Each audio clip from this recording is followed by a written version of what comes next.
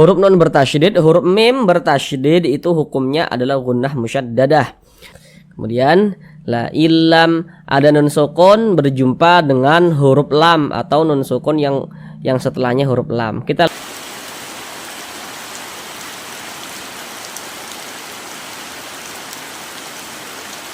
Assalamualaikum warahmatullahi wabarakatuh. Di sini kami akan berupaya untuk membantu saudara semuanya, baik yang lansia maupun yang masih muda, yang kiranya membaca Al-Qur'annya masih terbata-bata, belum lancar, kemudian belum paham tajwid.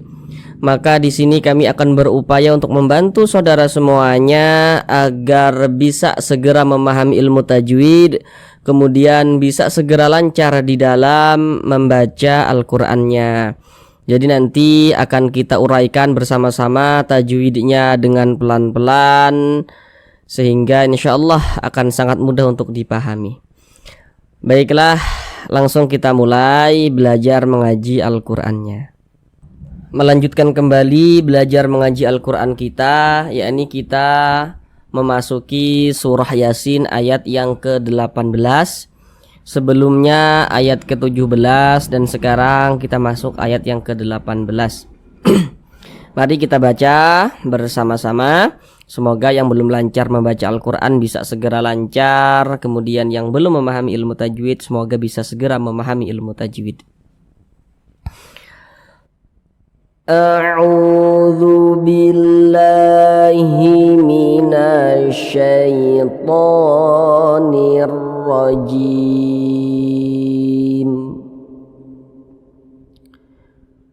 Bismillahirrahmanirrahim.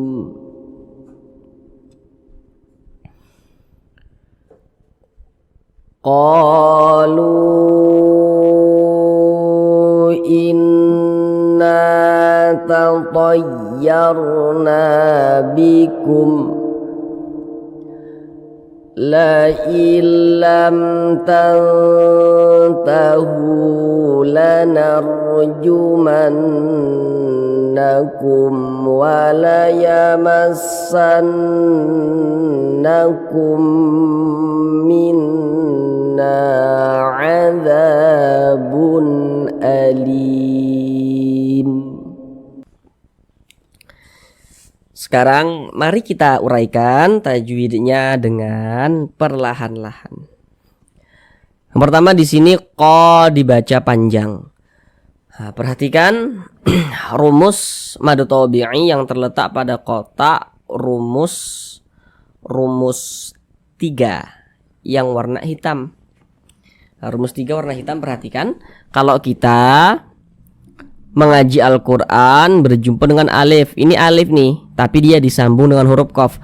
Kalau ada alif sebelumnya ada harokat fathah, ini baris satu di atas mereng seperti ini, harokat fathah namanya atau tanda baca fathah.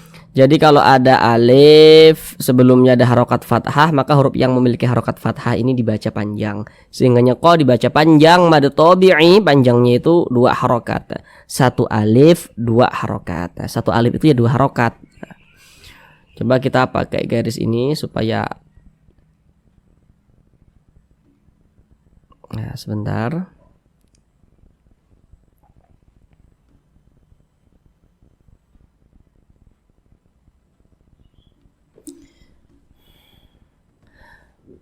Nah ini perhatikan ini, nah, nih. Alif ini pasangannya ini nih, harokat fathah, sehingga qa dibaca panjang. Mad tabi'i panjangnya 2 harokat. Qalu, lu dibaca panjang. Ini namanya adalah mad jaiz munfasil. Namun sebelum itu perhatikan dulu, perhatikan rumus 2 yang di tengah itu rumus 2 yang warna hitam. Kalau kita mengaji Al-Qur'an berjumpa dengan huruf waw sukun, ini huruf waw, ini tanda sukun. Nah, huruf sukun itu kadang disebut juga dengan huruf mati. Kalau mungkin dulu saudara pernah mengaji, kata gurunya ini huruf mati, ini huruf mati, ini itu huruf sukun, maksudnya sama saja. Jadi kalau ada huruf waw, ada tanda sukun, sebelum waw sukun ini nih ada harokat dhammah nih. Ini namanya harokat dhammah, atau tanda baca dhammah. Nah, kalau ada huruf waw ada tanda sukun, sebelumnya ada harokat dhammah. Nah, huruf yang memiliki harokat dhammah itu dibaca panjang seperti itu. Ini lu ini dia pada awalnya itu mad tabi'i, kemudian mad tabi'inya berjumpa dengan ini, dengan huruf hamzah, tapi dia di lain kalimat atau di lain kata, maka dia berubah namanya menjadi mad jaiz munfasil yang panjangnya itu 4 sampai dengan 5 harokat. Nah, qalu inna, panjangkan seperti itu, qalu, panjangkan 4 sampai 5 harokat. Mungkin saudara ada yang bertanya-tanya gitu kan, bagi yang belum tahu, kok ini huruf hamzah? Jadi kalau ada huruf alif tapi dia ada tanda bacanya, ada harokatnya. Ini kan alif nih, ini ada tanda bacanya nih, ada harokatnya, ada barisnya, maka itu huruf hamzah. Kalau huruf alif dia polos seperti ini ya, seperti ini, dia tidak ada tanda bacanya. Jadi huruf hamzah itu bisa ditulis dalam bentuk alif yang memiliki tanda baca seperti ini, bisa juga ditulis dalam bentuk seperti ini. Kemudian di sini ada huruf nun bertasydid. Inna, nun bertasydid. Kita lihat di layar. Huruf nun bertasydid, huruf mim bertasydid itu hukumnya adalah gunnah musyaddadah. Kemudian kita harus juga mengetahui, jadi bagi pemula nian ya, jangan sampai keliru nanti. Karena nanti ada huruf nun ada tanda tasydidnya tapi bukan gunnah. Kalau misalkan kemasukan nun sukun atau tanda baca tanwin begitu. Jadi kalau ada huruf nun bertasydid, perhatikan di sininya nih. Kalau di sininya ini ada harokat fathah atau kasroh atau dhammah, berarti nun atau mim bertasydidnya itu hukumnya gunnah musyaddadah. Tapi kalau misalkan di sini kemasukan nun sukun atau tanda baca tanwin, atau misalkan kalau mim bertasydid itu kemasukan mim yang sukun misalnya di sininya nih, bukan gunnah musyaddadah. Tapi kalau ada huruf nun bertasydid nih, lihat nih harokat sebelumnya nih, harokat kasroh atau fathah atau dhammah, tapi di sini harokat kasroh, berarti nun bertasydidnya ini hukumnya gunnah musyaddadah. Seperti itu. Sehingganya kita baca gunnah itu didengungkan, kita baca inna, kita dengungkan, kita panjangkan sejenak.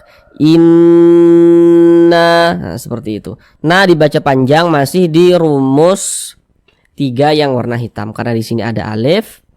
Sebelumnya ini ada harokat fathah, sehingga nah dibaca panjang. Mad tabi'i panjang 2 harokat. Inna tatayyarna. Nah, di sini ada huruf ya bertasydid yang sebelumnya ini ada harokat fathah atau kasrah atau dhammah. Cuman di sini yang kita temui huruf ya bertasydid nih, sebelumnya harokat fathah, maka huruf ya bertasydid di naber. Naber itu adalah tekanan pada huruf-huruf tertentu sehingga suara kita, intonasi suara kita itu sedikit lebih tinggi daripada huruf-huruf di sampingnya. Tatayyar, ditekan, dikejut, tatayyarna, seperti itu. Kemudian yar kita baca tebal. Kalau ada huruf rasukun, ini huruf ra tanda sukun. Sebelum rasukun ini ada harokat fathah atau dhammah. Cuman di sini yang kita temui harokat fathah, maka huruf rasukunnya dibaca tafkhim. Tatayyarna, tebalkan huruf ra-nya. Kemudian nah dibaca panjang. Nah, tadi sudah kita bahas dengan detail tadi. Ini di rumus 3 yang warna hitam. Karena di sini ada alif, sebelumnya harokat fathah nih, ada alif, sebelum alif nih ada baris 1 di atas. Sehingganya huruf yang memiliki baris 1 di atas ini harokat fathah namanya dibaca panjang. Sehingganya nah dibaca panjang, mad tabi'i panjangnya 2 harokat. Nabikum, seperti itu. Kemudian di sini ada tanda waqaf jaiz yang maksudnya itu kita sebagai pembaca boleh berwaqaf juga boleh diwasolkan. Jadi terserah kita nih kalau menemukan tanda waqaf seperti ini. Mau berwakaf di sini, berhenti di sini juga silakan. Tidak berhenti di sini, kita sambung, kita teruskan bacanya juga tidak apa-apa begitu. Kalau menemukan tanda wakaf jaiz seperti ini. Kemudian la illam, ada nun sukun berjumpa dengan huruf lam atau nun sukun yang setelahnya huruf lam. Kita lihat pada layar. Setiap huruf nun sukun atau tanda baca tanwin yang berjumpa salah satu daripada 2 huruf di samping itu, maka hukumnya adalah idgham bila gunnah. Ini nun sukun berjumpa dengan huruf lam. Huruf lam kan huruf idgham bila gunnah, maka hukumnya idgham bila gunnah. Sehingga cara membacanya itu dengan memasukkan bunyi nun sukun ke huruf lam. Kita baca la ilam. Jangan dibaca la in lam. Jangan la in tapi la il. Kemudian dia tidak digunahkan. Kalau idgham bila gunnah itu ya dengan cara memasukkan, kemudian dia tidak disertai dengan gunnah, jadi pendek saja. La ilam seperti itu. La ilam tahu. Di sini ada huruf mim sukun, setelahnya huruf ta. Nah, perhatikan di layar. Hukum mim sukun itu ada 3. Fokus yang di nomor 3 itu, yang izhar syafawi. Jadi setiap huruf mim sukun, kalau setelahnya di sininya nih bukan huruf ba, bukan huruf mim, maka semua hukumnya namanya izhar syafawi. Ini mim sukun, dia bertemunya itu dengan huruf ta, bukan huruf ba, bukan huruf mim, tapi huruf ta, maka hukumnya adalah izhar syafawi. Baca pendek saja. La ilam tahu. Di sini ada nun sukun, setelahnya huruf ta. Kita lihat huruf ta ini huruf apa. Perhatikan di layar. Huruf ta termasuk salah satu huruf ikhfa hakiki dan dia tergolong kepada ikhfa hakiki aqrab. Kenapa dikatakan aqrab? Karena makharijul huruf non dengan huruf ta ini dia dekat, maka dikatakan aqrab. Maka cara membacanya itu dengan cara disamarkan kemudian juga didengungkan. Karena dia aqrab, maka kadar ikhfanya itu tinggi, kadar samarnya itu dia tinggi. Nah, maka dia lebih condong berbunyi n tapi jadi disamarkan. Jangan dibaca tang, jangan. Nah, tapi dibaca tahu, begitu. Kemudian hu dibaca panjang. Nah, ini tadi sudah kita bahas. Tadi ini terletak di rumus 2 yang warna hitam. Nah, rumus 2 yang warna hitam tadi itu. Nah, karena di sini ada huruf waw sukun, ini huruf waw, ini tanda sukun. Sebelumnya ini harokat dhammah.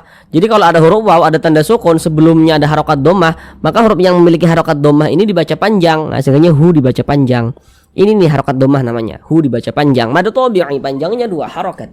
Tahu lanar. Nah, ini ada huruf ra sukun, sebelumnya harokat fathah. Sama dengan yang di atas ini tadi nih. Nah, ini kan ra sukun sebelumnya harokat fathah juga kan. Berarti huruf ra-nya dibaca tebal, dibaca tabkhim, sehingga pangkalisan kita naik terangkat ke atas ketika kita mengucapkannya. Lanar, tebalkan huruf ra-nya. Lanar jumannakum. Di sini ada huruf non bertasydid. Ini di atas ini tadi non bertasydid juga. Tadi sudah detail kami jelaskan. Maka ini hukumnya adalah gunnah musyaddadah. Sehingga cara membacanya kita gunnahkan, kita dengungkan. Nah, jadi suaranya kita tahan, kita panjangkan sebentar. Jumannakum. Nah, seperti itu. Kemudian di sini ada huruf mim sukun ya. Setelahnya adalah huruf waw. Mim sukun setelahnya adalah huruf waw. Tadi sudah detail juga nih kami jelaskan. Jadi kalau ada huruf mim sukun yang di sininya ini bukan huruf ba, bukan huruf mim, maka semua hukumnya apa namanya tadi? Izhar syafawi. Karena dia izhar maka dibaca jelas, tidak berdengung, pendek saja.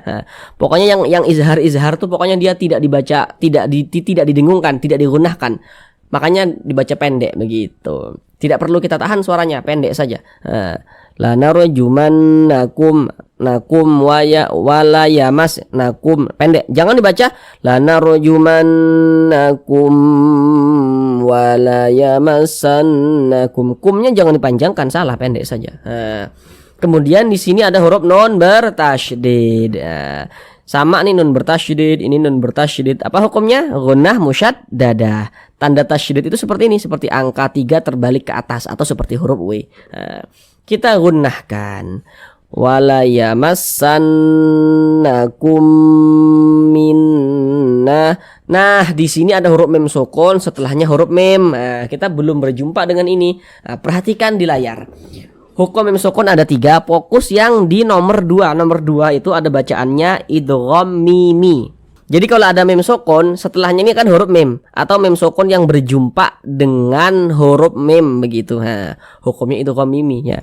Jadi dia satu saja, mim sukun yang berjumpa dengan huruf mim saja idgham mimi.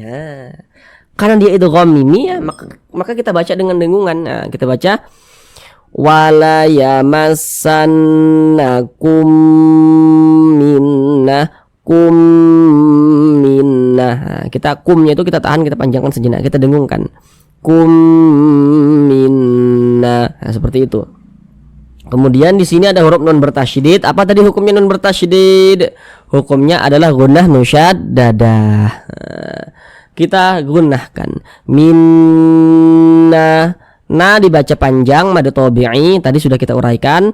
Ini letaknya dia di rumus berapa tadi itu? Ayo, di rumus 3 yang warna hitam. Karena di sini ada alif. Alif sebelum alif ada harokat fathah sehingga na dibaca panjang. Mad tabi'i panjangnya 2 harokat. Dza juga sama, masih di rumus 3 yang warna hitam tadi itu.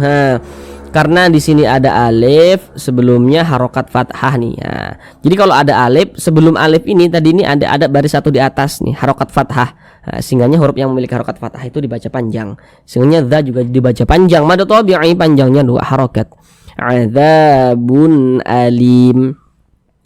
Di sini ada tanda baca tanwin yang berjumpa dengan huruf hamzah. Kenapa kok ini huruf hamzah bukan kayak ini huruf alif? Nah, tadi di awal sudah kami jelaskan dengan detail. Kita lihat di layar. Huruf hamzah itu termasuk salah satu huruf izhar halqi. Jadi setiap non sukun atau tanda baca tanwin apabila berjumpa salah satu daripada 6 huruf yang di samping itu, maka hukumnya adalah izhar halqi.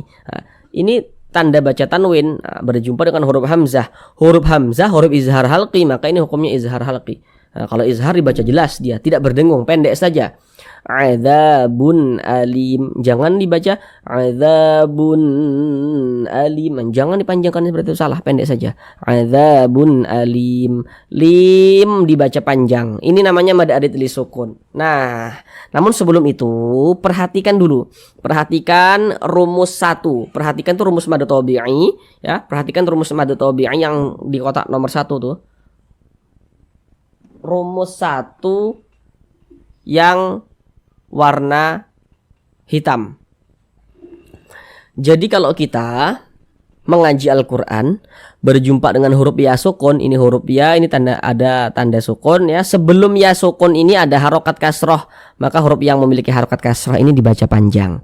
Jadi kalau kita mengaji Al-Quran maka kita lihatlah, kita perhatikan kalau ada huruf ya, ada tanda sukun, sebelumnya ada harokat kasroh, nah maka huruf yang memiliki harokat kasroh ini dibaca panjang. Sehingganya li dibaca panjang. Ini asalnya itu pada awalnya itu dia namanya mad tabi'i. Kemudian mad tabi'inya itu berjumpa dengan huruf yang kita sukunkan atau yang kita matikan, maka berubahlah dia namanya menjadi mad arid li sukun. Panjangnya boleh 2 harokat, boleh 4 hingga 6 harokat. Boleh 2 harokat, boleh 4 harokat, boleh 6 harokat. Yang terpenting konsisten dalam sekali bacaan. Maksudnya konsisten itu dalam setiap kali kita membaca Al-Quran, mad arid li sukunnya itu semuanya harus sama kita baca. Kalau di atas kita baca 2 harokat, semuanya harus kita panjangkan 2 harokat begitu. Kalau kita baca mad arid li sukunnya 4 harokat, maka semuanya harus kita baca 4 harokat panjangnya. Harus sama begitu. Huruf yang kita sukunkan mana? Ini huruf mim. Ini kalau kita berwakaf, berhenti di huruf mim, kita baca alim. Jangan dibaca alimun, jangan, tapi dibaca alim. Nah, kenapa begitu? Jadi kalau kita membaca Al-Quran, kemudian kita berwakaf tepat di huruf yang tidak dibaca panjang, maka hurufnya itu kita sukunkan. Ini kita berwakaf tepat di huruf mim. Huruf mim tidak dibaca panjang, makanya karena kita berwakaf tepat di huruf mim dan huruf mim tidak dibaca panjang, makanya hurufnya kita sukunkan. Sehingga kalau berwakaf di sini kita baca alim, jangan dibaca alimun, jangan, tapi dibaca alim. Seperti itu. Sekarang mari kita ulang bersama-sama sekali lagi. Qalu inna tatayyarna bikum la illam tantahu lanarjumannakum wa la yamassannakum minna adzabun alim. Cukup sekian pembelajaran kita pada kali ini. Sampai jumpa di pembelajaran yang selanjutnya. Assalamualaikum warahmatullahi wabarakatuh.